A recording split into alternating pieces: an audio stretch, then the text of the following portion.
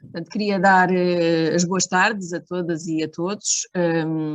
Na sessão de hoje do Seminário Permanente de Investigação do SICS Nova, contamos com a presença do investigador Luís Michel, que está a desenvolver a sua tese de doutoramento no SICS Nova, no âmbito do Grupo de Investigação 5, Saúde, População e Bem-Estar.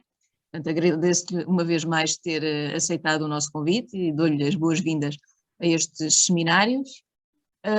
Vou começar por fazer uma breve apresentação do nosso orador. Portanto, o Dr. Luís, o mestre Luís Michel, é psicólogo e mestre em Psicologia Clínica pela Universidade Federal do Paraná, UFPR. Já atuou como psicoterapeuta, supervisor clínico e docente dos cursos de Psicologia e Enfermagem em diferentes instituições de ensino brasileiras. Realiza pesquisas na área do luto desde 2011, tendo acompanhado grupos de entreajuda para enlutados desde então. Possui artigos científicos e capítulos de livros publicados acerca do luto materno, da psicoterapia com mães enlutadas e dos critérios de diagnóstico para o luto persistente. Eu depois vou partilhar no chat 3 artigos que o Luís Michel disponibilizou para quem quiser ler. Atualmente é doutorando de Estudos de Género, um consórcio entre a Universidade Nova de Lisboa e a Universidade de Lisboa, e desenvolve a sua tese sob a orientação das professoras Ana Paula Gil e Dalila Cerejo. A professora Ana Paula Gil já a vi, que estava presente, que também dou as boas-vindas. Desde maio de 2021 é bolseira do financiamento programático do SICS Nova e, como já referi, membro integra o RG5. O colega Luís Michel vem hoje falar-nos sobre o tema luto e género, a experiência emocional de pais e mães enlutados. Sem mais demoras, passo-lhe desde já a palavra. Bom dia a todas e todos. Eu vou partilhar aqui uma apresentação que eu preparei.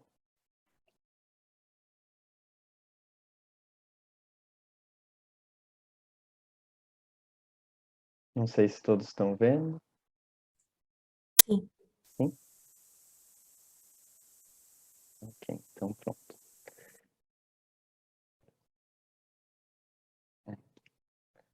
Bom, então queria primeiramente, né, dar bom dia a todos e todas. O meu trabalho se chama Luto e Gênero, a experiência emocional de pais e mães enlutados, e é realizado sob a orientação da professora Ana Paula Gil e da professora Dalila Cerejo. Queria agradecer especialmente a presença da professora Ana Paula Gil, que tem sido uma grande companheira nessas buscas e pesquisas sobre essa temática que tanto me instiga e que hoje eu vou poder partilhar com vocês. Para essa apresentação, eu pretendo primeiro contextualizar de como que essa ideia de pesquisa surgiu, qual que é a sua pertinência, passar pela pergunta de partida, os principais conceitos, apresentar o meu quadro de análise, as estratégias de investigação, e depois trazer também o ponto da situação e algumas observações preliminares que eu tenho. Ainda é uma pesquisa que se encontra em fase de desenvolvimento, eu não tenho resultados, mas já posso adiantar algumas coisas que tenho percebido, algumas inferências. Bom, então um pouquinho da minha trajetória e de como essa temática surgiu para mim. Eu fiz a minha licenciatura e o meu mestrado em psicologia no Brasil, na cidade de Curitiba, que é a minha cidade natal. E nessa universidade havia um grupo de entreajuda para enlutados. Não havia nenhuma restrição para algum tipo de luto específico, mas a grande maioria dos participantes desse grupo eram mães que perderam seus filhos. Esporadicamente havia a presença de algum homem, né, um ou outro viúvo, às vezes algum pai em luto, mas normalmente esses pais também não permaneciam no grupo, participavam de uma primeira sessão junto das mães e depois deixavam de ir. E isso já me chamava a atenção, assim, essa diferença na participação no grupo de entreajuda. E também dos poucos pais que participavam, eu notava uma diferença no modo de se expressar em termos de sentimentos. E isso também foi algo que me instigou. Tudo isso se deu também num momento em que a medicalização da morte, do luto, avançava e de uma maneira bastante concreta a partir da publicação do DSM-5, que propunha um diagnóstico de luto prolongado, ou que eles chamaram de transtorno do luto complexo persistente, e gerou muitos debates sobre a questão da patologização do luto. Então, acho que é importante salientar, né, que o modo como eu venho trabalhando com a temática do luto está muito ligado à minha formação na área da psicologia, ao mesmo tempo em que eu senti essa necessidade de explorar também o âmbito social e cultural em que esse fenômeno ocorre, né? E a partir disso, então, busquei pelo doutoramento em estudos de gênero para que pudesse aprofundar essa questão, esse recorte mais ligado à, à sociologia e como que a sociologia e os estudos de gênero podem contribuir para a reflexão nessa área de estudo. Bom, então, né, como eu havia dito, a questão da medicalização tem sido muito pertinente para a temática do luto, e ela acaba ocorrendo num período que a gente vive de desenvolvimento do biopoder, em que cada vez mais se fazem presentes mecanismos de gestão da vida. E a medicalização do luto vai impor determinadas normas que regulamentam, né, aquilo que seria o esperado como normal ou saudável para a experiência do luto. E nas normas do luto, desenvolvidas pelas teorias psicológicas, ou mesmo aquelas apresentadas nos critérios diagnósticos do DSM, nota-se que o enfoque, né, como é de esperar, fica mais ligado à questão dos sintomas e perdem, muitas vezes, uma questão contextual, uma leitura mais ampla de onde esse fenômeno vai se desdobrar. E perdendo isso, perde-se também questões muito relevantes e estruturantes para essa experiência, como é o caso do gênero, o que pode levar à patologização de determinados comportamentos e à invisibilização de sofrimentos. E é um pouco a isso que a minha pesquisa vem tentar responder, a essa necessidade de questionar sobre essa patologização, essa invisibilização. Minha pergunta de partida, então, para a minha pesquisa no doutoramento é: como é que o gênero estrutura a experiência emocional no luto parental? Eu trouxe aqui os principais conceitos que eu tenho trabalhado na minha tese, né? O gênero, que seria a variável explicativa, e a experiência emocional, que é a variável independente. Eu parto aqui de uma perspectiva específica do gênero, né? Pois nesse campo dos estudos de gênero nós temos vários modos de abordar o gênero. E a abordagem integrativa, que é a que eu utilizo para pensar o fenômeno, ela vai, como o nome mesmo indica, integrar algumas tradições teóricas desse campo de estudos, desde a literatura das diferenças de gênero, que envolve um olhar mais individualista, né, buscando uma percepção de diferenças no nível biológico, ou mesmo da formação da personalidade. Também uma abordagem estrutural que vai analisar essa estratificação social muito a partir das diferentes posições que homens e mulheres ocupam nas diferentes instituições. Também integra uma abordagem interacionista, que vai ter o seu enfoque nas expectativas culturais criadas para homens e mulheres em determinados contextos. Enfim, vai procurar notar o quanto essas abordagens podem ser integradas, elas não são de todo contraditórias, e vai assumir, então, uma ideia de gênero enquanto uma estrutura social. E aqui a estrutura a gente pode entender como um padrão duradouro e generalizável presente nas relações sociais, que vai possuir consequências em 3 dimensões: a dimensão individual, interacional e institucional. Bom, então quais são essas componentes, né, das dimensões da estrutura social de gênero?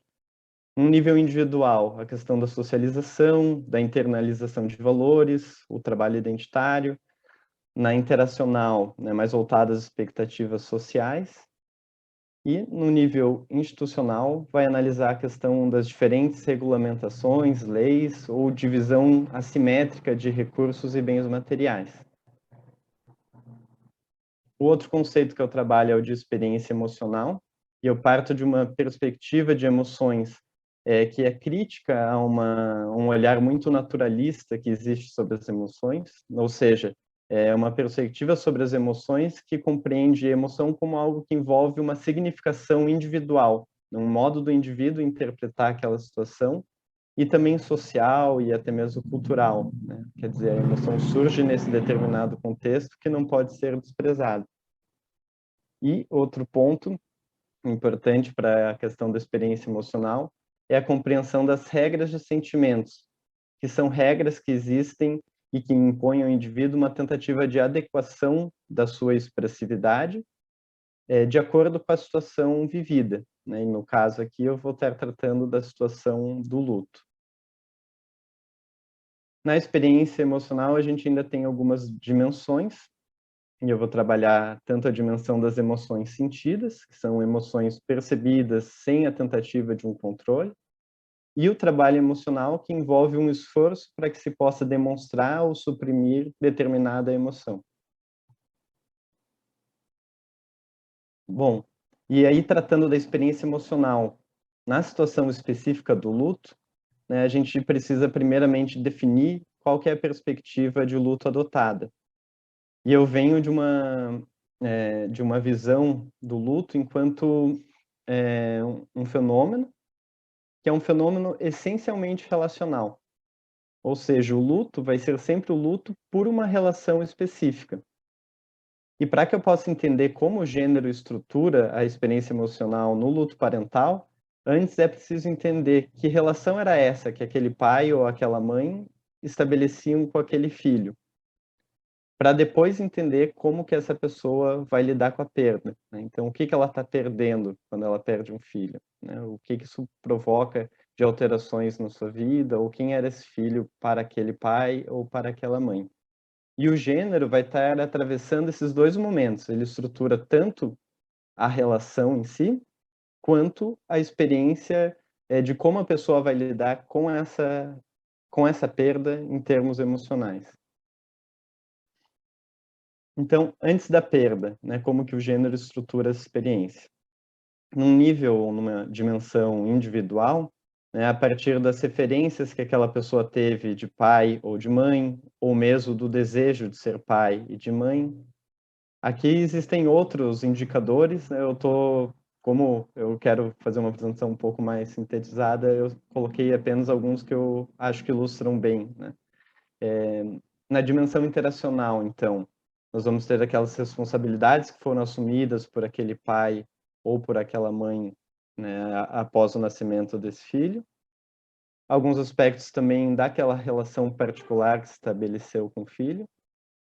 E num nível institucional, é preciso ficar atento, então, ao contexto de vida que aquele pai ou aquela mãe viviam, né, quando esse filho nasceu, bem como o modo como se dividiam em termos de tarefas ou o tempo que podiam passar com aquele filho.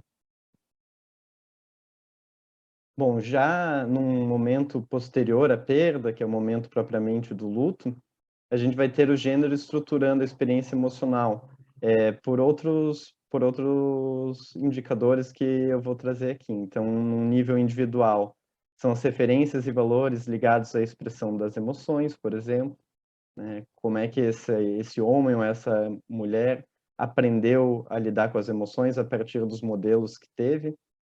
Num nível interacional, envolve as expectativas percebidas, né, ligadas aos papéis sociais. Então, eu enquanto pai, de uma família em luto, qual que é a expectativa que recai sobre mim, ou eu como mãe, né. E as mudanças interpessoais que vão acontecer na vida dessa pessoa a partir da perda. Mas aí envolve tanto questão das relações com os amigos, com os outros familiares ou mesmo com o trabalho. Em nível institucional, o tempo que essa pessoa ficou sem trabalhar ou até mesmo se trabalhava ou não, e as ideologias, né, seja a questão da medicalização, muito envolvida na questão do luto, né, na busca por ajuda, seja na utilização de medicações ou na busca por psicoterapia, ou também as crenças religiosas, que vão marcar também um modo específico de lidar com as emoções. Eu trouxe aqui o meu quadro de análise, né, e envolve as questões que eu já acabei de abordar, mas também envolve uma variável que me ocorreu à medida que eu fui fazendo as entrevistas, eu fui percebendo que é uma variável também relevante, que é a ocasião da morte. Então, qual foi a causa de morte desse filho, que idade que esse filho tinha, ou mesmo qual que era a idade que o enlutado tinha quando houve a perda, o tempo de luto, enfim, algumas questões que são pertinentes. Esse quadro de análise, ele sofre algumas atualizações, e isso eu acredito que seja um grande privilégio de uma abordagem qualitativa, que é a que eu utilizo aqui, e que me permite ir assimilando aquilo que eu percebo a partir da experiência empírica, também com novas teorias e textos que eu leio e vou também trazendo para o trabalho. Bom, em relação às estratégias de investigação, né, como eu havia dito, eu adotei uma abordagem qualitativa, isso ocorre num nível microsocial. Eu tenho utilizado entrevistas semi-estruturadas, que me permitem, né, trabalhar a partir de determinados indicadores e também, né, proporciona uma certa abertura para a experiência que o entrevistado me traz. As entrevistas são feitas de maneira presencial e online, e o critério que eu utilizo para adotar essa metodologia mista, digamos assim, nesse sentido da coleta dos dados, o critério é justamente permitir que o entrevistado encontre qual que é o ambiente, qual que é a maneira com a qual ele se sente mais à vontade para falar de um tema tão sensível quanto a experiência de luto. Então, o critério é justamente esse, oferecer um ambiente em que a pessoa consiga trazer essa expressão das emoções de uma maneira mais espontânea, em que ela se sinta mais segura. O que também acaba sendo bastante interessante nesse momento de pandemia, que foi quando eu desenvolvi o meu projeto de pesquisa, em que existem muitas imprevisibilidades e essa possibilidade de trabalhar em 2 formatos me permitiu, de alguma maneira, superar essas adversidades. Em relação ao recrutamento de participantes, né, eu pretendo recrutar 50 participantes, 25 do Brasil e 25 de Portugal. O recrutamento tem se dado a partir de parcerias com grupos de entreajuda para enlutados. Aqui em Portugal, eu encontrei já uma instituição da qual eu sou parceiro e tenho acompanhado já algumas reuniões desse grupo para enlutados. E a partir desse primeiro contato, eu pude ter acesso, com a colaboração da coordenadora do grupo, a algumas pessoas que se disponibilizaram a conceder entrevistas. Em relação ao fato de existirem 2 campos de análise, a minha ideia aqui é justamente privilegiar os aspectos culturais e sociais que envolvem o luto, por isso achei que seria interessante contemplar a realidade brasileira e portuguesa. A escolha por esses países se deve à minha familiaridade com a cultura do Brasil e de Portugal, onde eu já vivo há quase 3 anos, é o que me permite acessar com maior facilidade os sentidos que são doados pelos sujeitos à experiência de luto a partir dessas questões culturais em que eles se inserem. E, por fim, a análise dos dados será feita também por uma abordagem qualitativa, né, uma análise qualitativa de conteúdo. Primeiro, essa análise vai ser vertical, né, analisando entrevista por entrevista, aqueles dados que são mais significativos, e depois uma análise horizontal que visa a identificação de alguns padrões entre os diferentes entrevistados. Qual é o ponto da situação, o momento em que eu me encontro agora na pesquisa? Eu já acompanhei 12 reuniões aqui em Portugal, 9 presenciais, a maioria delas em Lisboa, mas também algumas em Pombal e Évora, e 3 reuniões online. que foi uma modalidade que surgiu durante a pandemia do Covid. Um dado que já me chama a atenção é a prevalência de mulheres participando desses grupos. Então, são quase 90% dos participantes, na média dessas 12 reuniões que eu acompanhei, o que já mostra uma disparidade no mesmo modo que eu encontrava no Brasil. Até o momento eu tenho 12 entrevistas feitas também, todas em Portugal, com 9 mães e 3 pais. Então, entrevistar pais tem sido mais desafiador, encontrar pais que se disponibilizem, até porque não participam tanto quanto as mães do grupo de interajuda que eu acompanho. Os próximos passos agora são o estabelecimento de parcerias com grupos de interajuda brasileiros e a recolha de dados no Brasil. Então, eu já enviei, submeti o meu projeto para apreciação do Comitê de Ética do Brasil, a resposta deve chegar em breve, já está sob análise. E em julho eu viajo ao Brasil para, então, iniciar essa fase de recrutamento nesse outro campo de análise. Como eu disse, eu ainda não tenho resultados, mas as entrevistas e também o acompanhamento do grupo nessa pesquisa etnográfica que eu tenho feito, tem me permitido já fazer algumas observações que, né, podem ou não se confirmar mais à frente quando eu realizar realmente a minha análise dos dados. Um dos pontos que me chama a atenção, né, é o quanto a relação prévia existente entre o pai e a mãe, ou a mãe e o filho, acaba sendo um elemento significativo para compreender a expressão emocional durante o luto. Então, eu noto que algumas pessoas, alguns pais, por exemplo, que não tiveram uma relação muito próxima aos filhos, especialmente naquele envolvimento nas tarefas de cuidado durante a infância, em alguns momentos relatam um sentimento de culpa por não poderem ter vivido essas experiências com os filhos, e depois da morte esse sentimento de culpa acaba se sobressaindo.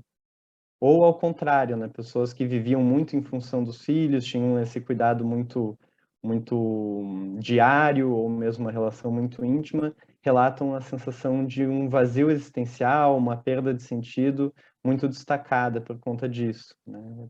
É como se essa ausência ficasse ainda mais presente para eles, no momento da perda. Outra questão que tem me chamado a atenção é a função ambivalente do trabalho emocional. E como eu havia dito, é esse esforço que a pessoa faz para suprimir ou demonstrar alguma emoção. Os pais e as mães relatam que quando eles têm outros filhos, esse trabalho emocional é algo constante. Então, essa tentativa de não demonstrar a dor, o sofrimento para os filhos, para não fazê-los sofrer, ou também no ambiente de trabalho, que é um ambiente em que normalmente eles não gostam de demonstrar essas emoções e acabam suprimindo esse sofrimento, então, diante dos colegas. Mas há uma função ambivalente, porque apesar de ser um esforço muito grande para esses pais, eles relatam o quanto é difícil realizar esse trabalho emocional, também parece ser algo que permite com que eles retomem a vida aos poucos, e consigam encontrar novos sentidos ou, enfim, novas tarefas no seu cotidiano que auxiliam, né, e isso é uma hipótese, nesse trabalho de retomada de vida. E por fim, tem me chamado a atenção a diversidade que eu tenho encontrado num nível intragrupos, né, então há muita diversidade entre as mulheres como um grupo e também entre os homens, né, então homens que têm um modo mais estoico de lidar com as emoções e que mesmo na entrevista não demonstram muitas essas emoções, e homens, por outro lado, que choram e se expressam de uma maneira mais livre e aberta. Quer dizer, talvez seja possível mais adiante perceber algum padrão entre essas categorias, sexo, gênero. No entanto, por hora, o que eu tenho percebido é uma grande pluralidade em termos de masculinidades e feminilidades. Essas foram as referências que eu utilizei para montar a apresentação, pelo menos as principais delas. E basicamente é isso. Eu gostaria de agradecer pela atenção de todos. Não sei se cumpriu o tempo. Sim, sim, muito obrigada, Luís Michel, pelo cumprimento estrito do horário e muitos parabéns pela sua interessante e clara exposição que nos trouxe importantes reflexões acerca deste tema ainda socialmente tão invisibilizado. Dou agora início ao debate. Não sei quem quer pode pôr a mão no ar ou inscrever-se no chat. Eu tenho algumas questões para colocar, mas deixo para o final. Ana Paula. Bem, antes de mais, eu sou suspeita em falar do trabalho do Luís, que tem sido para mim também um grande privilégio oriental, não só pela coragem que é também tratar um tema complexo, que é a perda de um filho, de uma filha, e por outro lado também pela capacidade de trabalho do Luís. Eu colocaria uma questão ao Luís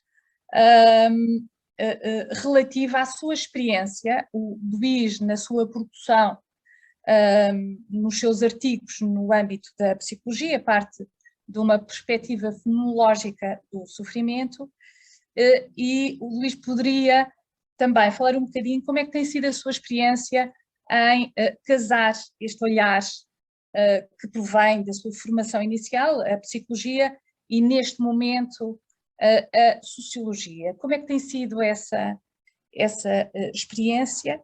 Por outro lado, o Luís tem-se debatido com um conjunto de constrangimentos que são relativos ao recrutamento de pessoas que estão disponíveis para partilhar a sua experiência, e colocaria uma segunda questão, que é como é que tem sido esta experiência de participar em grupos de suporte, em que o Luís tem tido um papel de observador, e de que modo é que estes grupos têm sido importantes também para o seu trabalho de pesquisa. E é tudo. Muitos parabéns. Então, obrigado pela questão, professor. Eu acho que desde que eu comecei a estudar o luto, assim, eu acabei me aproximando de uma perspectiva fenomenológica, e a perspectiva fenomenológica é mesmo muito crítica a algumas teorias que já existem, que são bem consolidadas, assim, em relação ao luto, que tratam o luto a partir daquela ideia das fases ou de tarefas a se cumprir, e que, ao meu ver, estão muito ligados também a esse avanço da medicalização que tenta ditar essas normas, essas regulamentações, assim, para a experiência do luto. E a fenomenologia tem essa característica de buscar perceber como a experiência se revela, né, a partir daquilo que o sujeito traz. E o acompanhamento dos grupos de entreajuda também me permitiam ter esse olhar, né, de suspender a teoria, né, a teoria prévia psicológica, para conseguir perceber como que aquela experiência se apresentava, se revelava no relato dos sujeitos. E disso foi me surgindo também esse desejo de me aprofundar nos aspectos que vão além das correntes psicológicas e perceber como que o luto vai se constituindo também num nível social e cultural. E eu acho que desde a licenciatura e o mestrado eu já tinha essa quedinha pela sociologia, esse desejo de entender o luto em diferentes culturas, ou mesmo essas intersecções do luto com orientação sexual, gênero, enfim, determinados pontos culturais que podem interferir nessa vivência. E acho que foi a partir daí que se deu essa aproximação com o campo da sociologia e dos estudos de gênero, que tem sido desafiadora, né? Não é algo que eu tenho uma formação prévia, assim, muito consolidada, mas que tem interessado muito, assim, tem sido um grande prazer para mim. A segunda questão era sobre o acompanhamento dos grupos de entreajuda, né? Tem sido também muito interessante para mim, especialmente por ser uma possibilidade de me aproximar da experiência dos grupos de entreajuda portugueses, né, e tentar fazer algumas comparações com o Brasil, ou mesmo de conseguir ouvir os relatos, e não um relato individual apenas, como eu tenho nas entrevistas, mas um relato compartilhado, né, entre os participantes do grupo.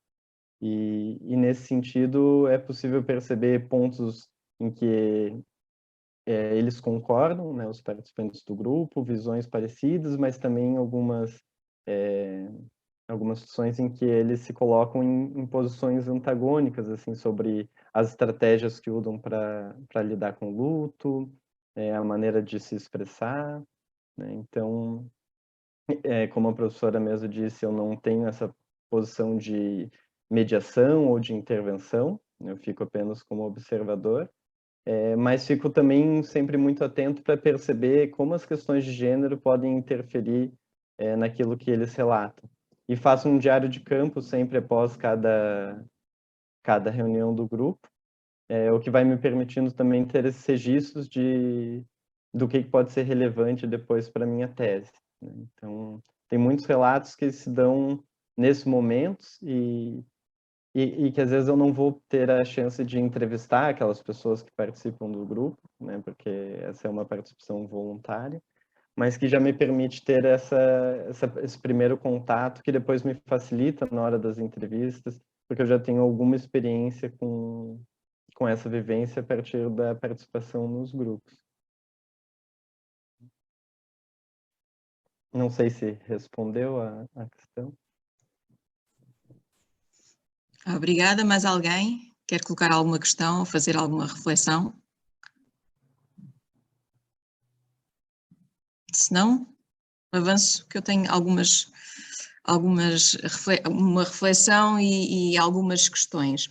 Uma é que já falou da obra da Hochschild, espero não estar a pronunciar mal, e ela trabalha muitas questões do emotional labor, do emotion work, e então eu gostava de saber como é que o Luís Michel integra a questão da gestão das emoções do próprio investigador, na medida em que assiste a experiências, ouve relatos muito impactantes, emocionalmente negativos, e de que modo é que gera essas mesmas emoções, as suas emoções e a dos seus participantes, na relação que estabelece enquanto investigador e entrevistado. Portanto, como é que as emoções são não só objeto de pesquisa, como também estratégia metodológica e como é que são incorporadas na sua própria pesquisa. Outra questão é que falou que uma área importante era uma dimensão importante era a ocasião da morte, portanto a causa e a idade do filho. Por exemplo, no caso, portanto, eu imagino que esteja só a analisar o luto parental de pais e mães que tenham filhos já nascidos, mas há também, por exemplo, a questão da morte perinatal, ou ainda mais para trás, o caso das perdas gestacionais, que de certa forma vêm complexificar um pouco os processos de luta, especialmente quando ocorrem em fases muito, muito precoces da gravidez, porque geram incertezas, ambiguidades, dúvidas, nomeadamente quando é que ocorreu a perda, qual foi a causa da perda, em que circunstâncias, e até o que se perdeu, na medida em que isto remete para diferentes significados sociais e estatutos morais acerca do embrião, e como é que estas questões vão impactar esses mesmos processos emocionais do luto, nomeadamente porque, de certa forma, já se falou aqui, medicalização do processo do luto, mas por outro também há outro processo, que é a cientização da morte. Neste caso, quando esses pais e mães não conseguem encontrar uma explicação científica válida para o que aconteceu, ainda se torna mais difícil essa gestão das emoções e essa experiência e gestão do luto. Portanto, não sei se o Luís Michel vai também abranger esse tipo de situações, ou se até procuram este tipo de grupos de entreajuda porque estes processos são muito solitários, digamos assim, e há sempre esta procura de encontrar alguém que tenha passado pela mesma experiência, que de certa forma lhes vai permitir uma maior compreensão do que é vivido e experienciado. Portanto, esta questão de quando ocorre e em que fase gestação também impacta. E outra era o impacto da Covid, penso que já terá abrangido essa fase, de que forma é que o impacto da Covid, de certa forma, dificultou os processos de luto, porque houve aquelas imposições de restrição do número de pessoas nos velórios, portanto, se teve já dados sobre isso nas entrevistas que recolheu ou nos grupos, nas reuniões do grupo de entreajuda que assistiu. E obrigada. Obrigado pelas questões, professora. Em relação à primeira, né, do trabalho emocional, achei interessante a pergunta, porque eu nunca tinha me colocado nesse sentido, assim, de como que as minhas emoções interferem no trabalho ou que podem trazer, né, acrescentar.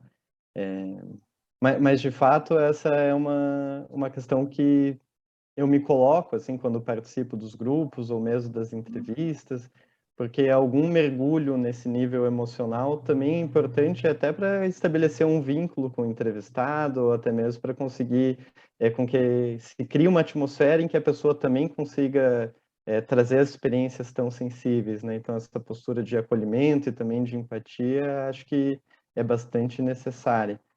Ao mesmo tempo em que existe um trabalho emocional para não permitir que as minhas emoções ganhem um destaque, um relevo no momento em que eu tento privilegiar a experiência do participante da pesquisa. Mas, de fato, é algo que acontece, assim, esse envolvimento e ficam as ressonâncias, né? Depois que eu faço cada entrevista ou que participo de cada reunião, eu me pego pensando em frases ou situações que me marcaram e é uma marca também no nível emocional, não só a nível teórico ou de reflexão, né? O que também é interessante, porque quando faço os registros dos diários de campo, isso também, de alguma maneira, acaba se inserindo. Sobre a questão da perda gestacional, né? Eu acabei não incluindo meus critérios de inclusão na apresentação, mas eu faço realmente uma delimitação apenas para essas perdas que ocorreram após o nascimento, enfim, não envolve a perda gestacional, por exemplo. O que eu sei, assim, pelo que a literatura traz, é que existem alguns estudos já sobre gênero e perda gestacional, e que ficam muito voltados ao fato de que a mãe já tem um modo de relação muito particular a partir da gravidez, e que os pais, às vezes, demoram um pouco mais para conseguir estabelecer esse vínculo com o filho, ou pelo menos, né, de uma maneira tão intensa quanto as mães. Agora, existe sim, né, esse envolvimento, e inclusive a perda gestacional acaba sendo um dos chamados lutos não reconhecidos, né, e que acabam não tendo esse suporte social do mesmo modo que outros tipos de luto. E acho que o luto gestacional em relação ao pai é ainda mais invisibilizado, né? Inclusive, eu sei de um grupo de entreajuda que existe no Brasil, chamado Luto do Homem, que foi criado por um pai em luto pela perda de uma filha, né? E era uma perda gestacional. E ele fala muito do quanto essa é uma dor que ele sentiu que não foi prestigiada, não foi acolhida, né? Ele chega a comentar, assim, um dos relatos que eu vi, que quando ele estava em luto ainda, né, logo momentos após a perda, as pessoas vinham até ele e diziam que ele deveria ser forte pela mãe, né? Mas ele dizia, poucas pessoas comentavam sobre o meu luto, né? Ele era visto mais como alguém que deveria estar lá para dar suporte, não para receber também o acolhimento. Sobre a morte por Covid, um ou outro grupo... Não só a morte com o Covid, mas como o impacto das restrições impostas pela pandemia nas formas de realizar os enterros, porque acho que restringiam, numa determinada fase, restringiam muito o número de pessoas que podiam estar presentes nos velórios, nos enterros, portanto, de modo é que isso também impacta as formas de fazer o luto por parte desses pais enlutados, pais e mães. Sim.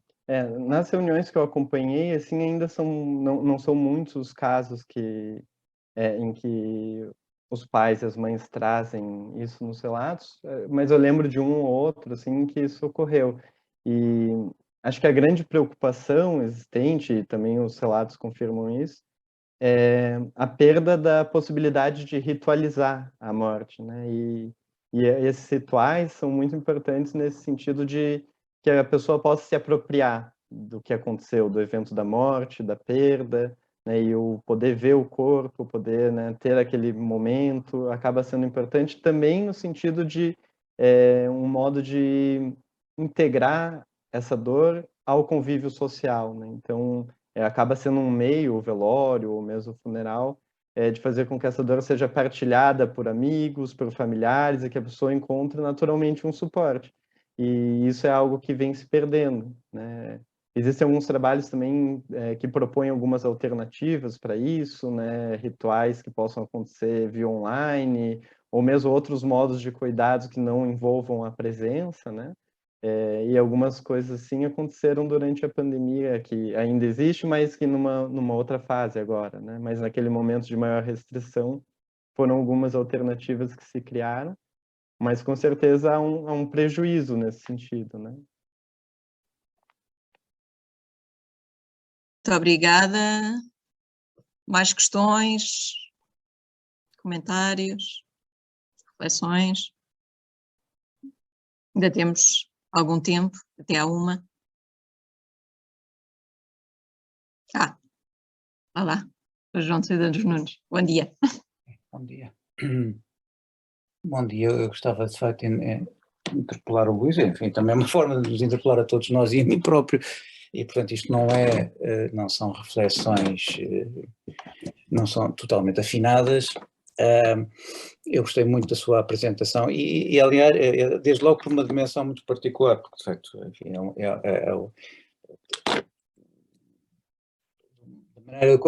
modo de construir o objeto, há esse trânsito, essa deslocação, essa translação da psicologia para a sociologia, que como sociólogo me atrai particularmente, mas por outro lado, isso eu não queria deixar de sublinhar, porque parece daqueles objetos muito marginais, que não fazem parte propriamente das agendas de investigação dominantes, e todavia muitas vezes acho que é nestes interstícios de relativa obscuridade ou menor visibilidade que surgem por vezes precisamente os objetos mais interessantes. Eu acho que de facto está a desenvolver um objeto muito prometedor e muito interessante. Bom, e portanto as minhas notas vão um bocadinho no sentido, não sei se irão a tempo ou não, podia fazer outras, fundamentalmente uma nota que quero fazer, uma linha de interpelação. Tinha outras em vista, mas eu acho que é melhor não dispersar a coisa. Tem em vista pensar um bocadinho estas questões. E a minha tem, sobretudo, a ver com a questão do género. Ou melhor, porquê o género? Porque se o objeto é sobre a experiência emocional do luto, porquê submetê-la a essa espécie de despartilho do género? Só a investigar a partir do género. Não estou a dizer para excluir o género. Não estou a dizer que o género não é importante. Mas estou a pensar que o género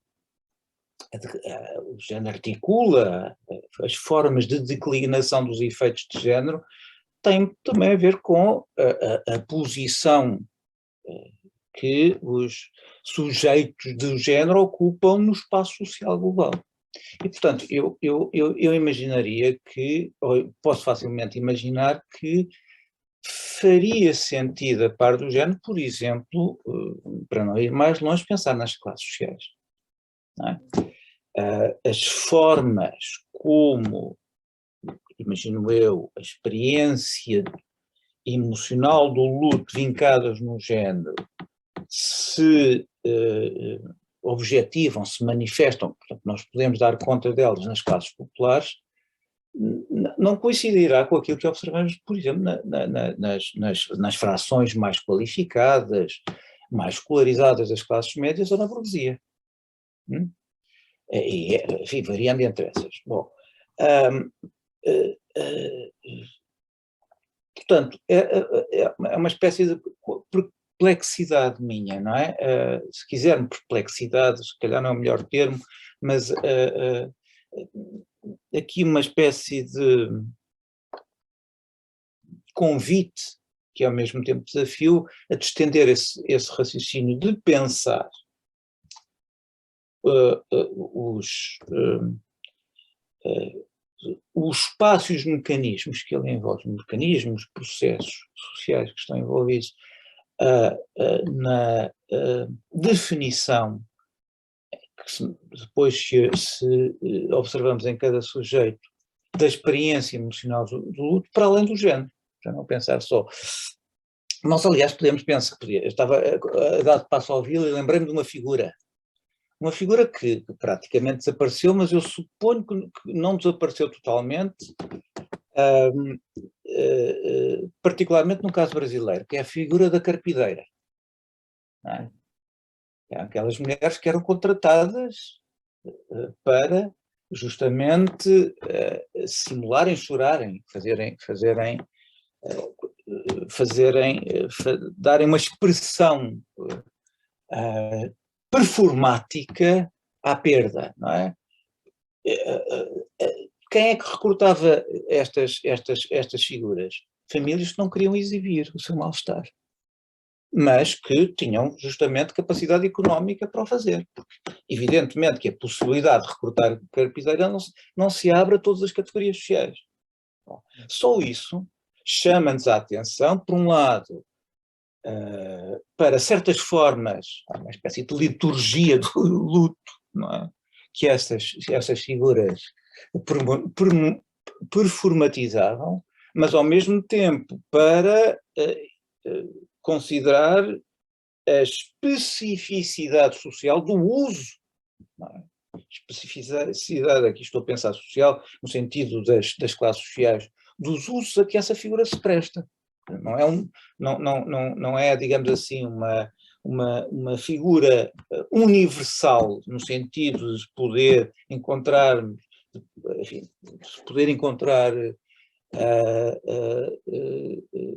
em todas as posições sociais, podemos encontrar formas de recrutamento dessa figura, ser uma figura que imediatamente se associa, nomeadamente a um capital económico mais elevado e eventualmente cruzando, combinando algum capital económico com menos capital cultural. Serem figuras de certas inscrições, de certas inserções no espaço social. Bom, primeiro aspecto. E depois um outro aspecto que tem a ver com... isto tem uma consequência metodológica, que é centrar-se muito nos grupos de apoio, não sei como é que se chamam, os grupos que juntam gentes que estão em luto, não é? E a recrutar aí fundamentalmente os seus entrevistados, parece-me que foi isso, bem entendido. Ora, pode-lhe escapar ao fazer isto, que estes grupos tenham eles mesmos um perfil social específico.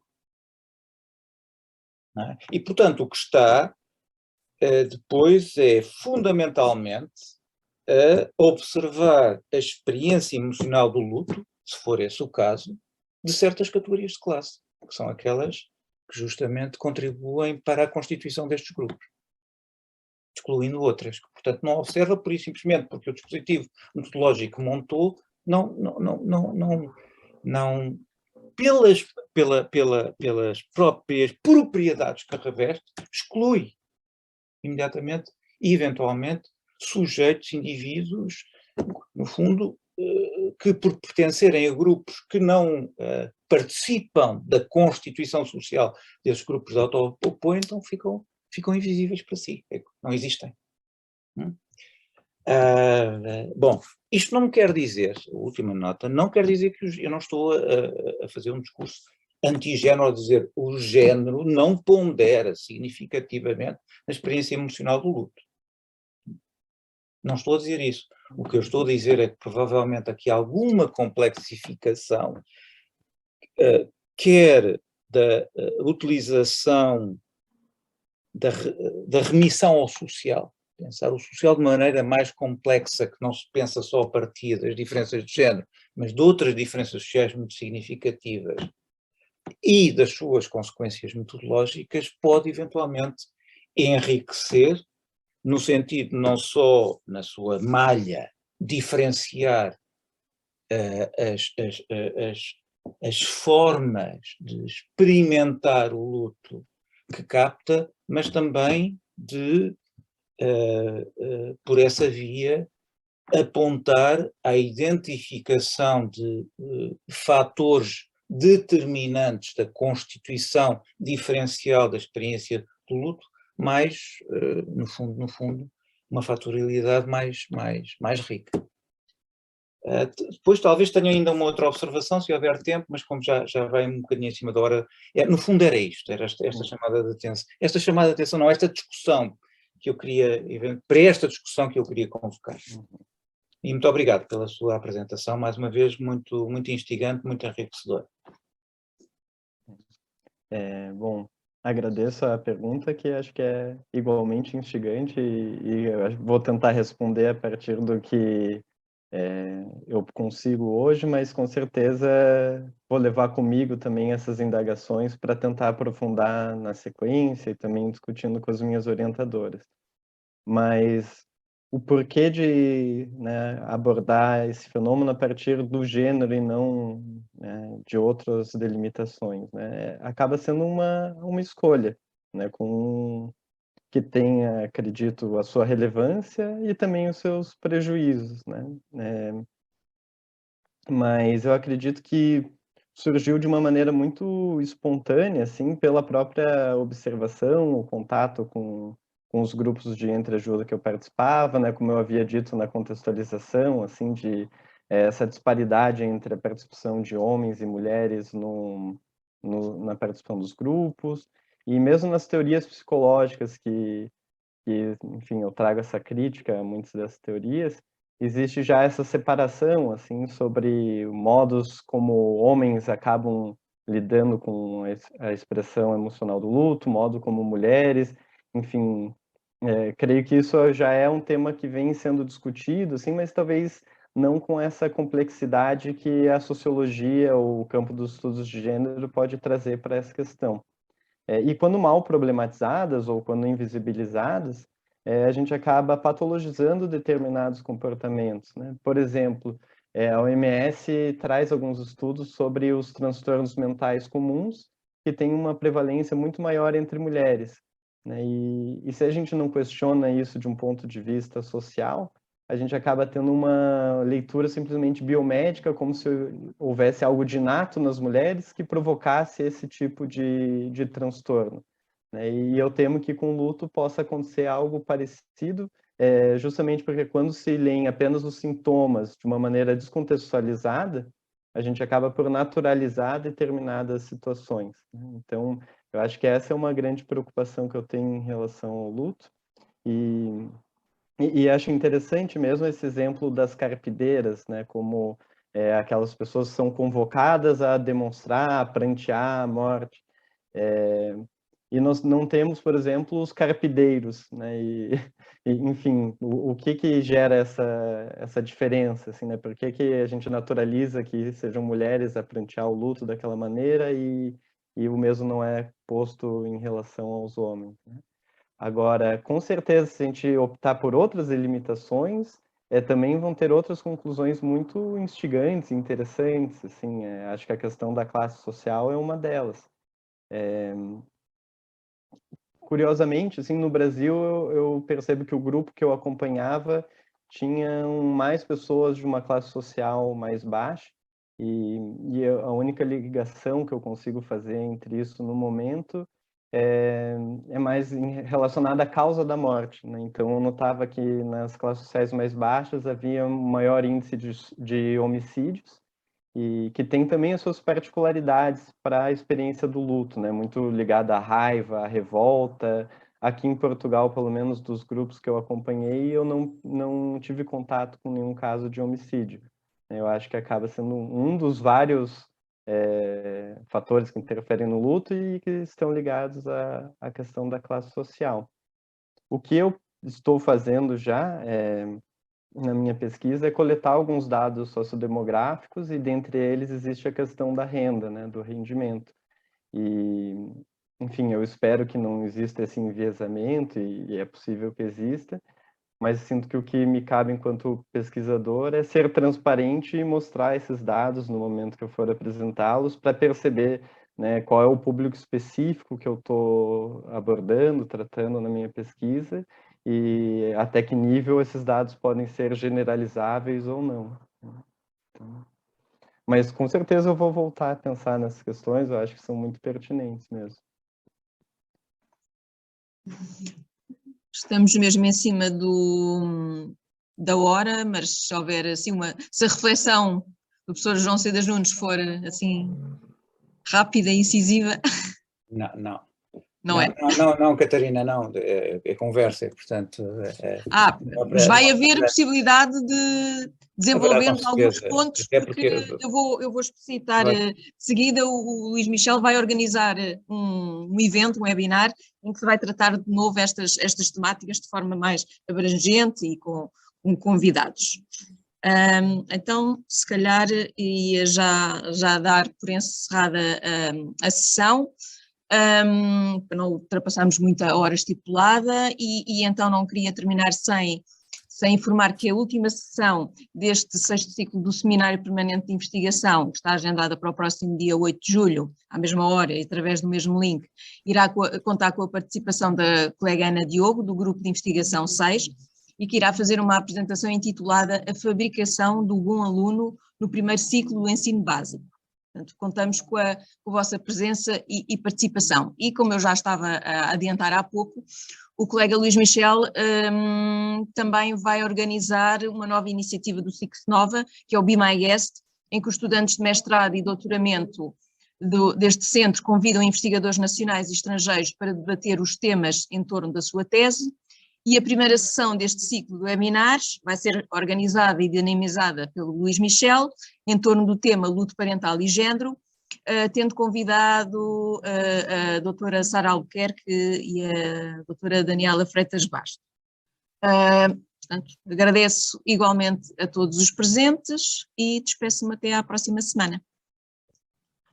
Obrigada. Posso só dizer uma coisa, rapidamente, bom dia a todos e peço desculpa ter chegado a meio da sessão, e particularmente desculpa ao Luís, porque não conseguia ouvir a sua intervenção. Queria agradecer esta partilha e queria agradecer em nome da direção e também aos colegas da direção e aos coordenadores dos grupos e aos investigadores do Six Nova por estarem a dinamizar de uma forma tão interessante as atividades do nosso centro, não é? A Catarina acabou agora aqui de apresentar as próximas atividades, nós estamos com uma série de atividades novas, onde já percebi que o Luís vai estar aqui muito presente também na organização destas Be My Guests e dos seminários.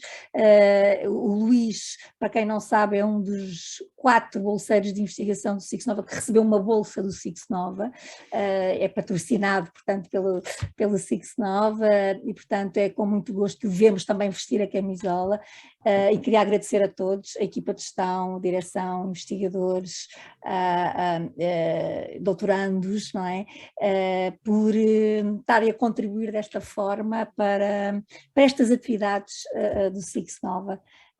E lamento mais uma vez, Luís, peço desculpa a si, em primeiro lugar, por não ter conseguido, entretanto, chegar a tempo de ouvir a sua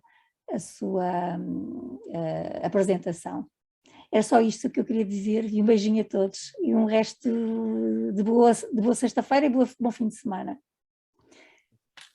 Obrigada, igualmente. E obrigada, Catarina. Hoje tu. Foi aqui no meio de outras iniciativas. Exatamente. Então, está tudo bom. Obrigada. Ninguém se quer despedir. Adeus, Luís, obrigada. Adeus, muito obrigado.